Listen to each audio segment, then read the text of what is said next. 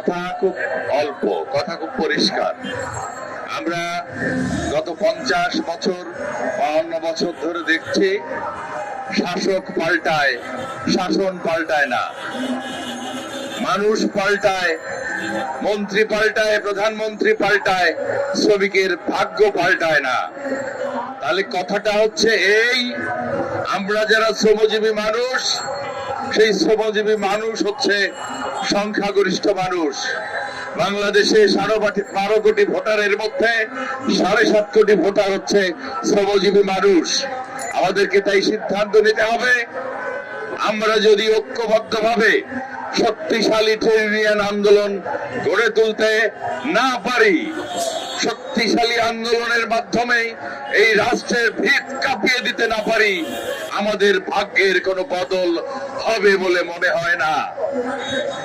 সুতরাং সেই শক্তিশালী ট্রেড ইউনিয়ন আন্দোলন গড়ে তোলার লক্ষ্যে শ্রমিক কর্মচারী ঐক্য পরিষদ দীর্ঘদিন ধরে শ্রমিকদের মুক্তির যে 9 দফা, সেই 9 দফা বাস্তবায়নের জন্য যে লড়াই করছে, সেই 9 দফা এই সরকারের কাছে আবারও দাবিনামা হিসেবে প্রদানের জন্য আজকের এই সমাবেশ।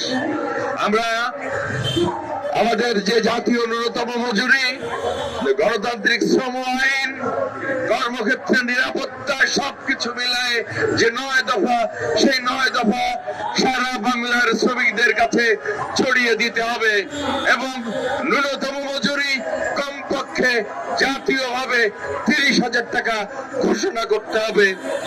এই হচ্ছে আমাদের সংক্ষিপ্ত কথা।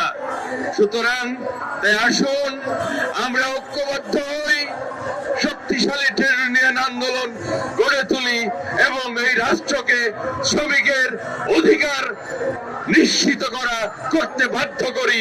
সেই আহ্বান জানিয়ে সকলকে শুভেচ্ছা এবং অভিনন্দন জানিয়ে আমার কথা এখানে শেষ করছি। বিপ্লব দীর্ঘজীবী হোক, মেহনতি মানুষের জয় অনিবার্য।